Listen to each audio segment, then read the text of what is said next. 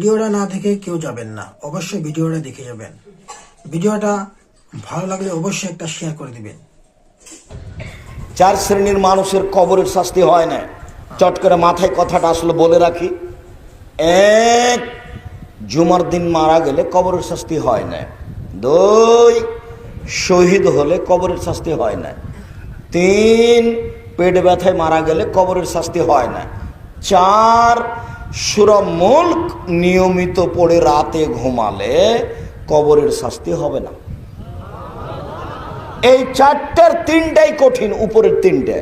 তার মানে আপনি জুমার দিন মারা যাবেন কিনা আপনি বলতে পারবেন তো, ওটা গেল।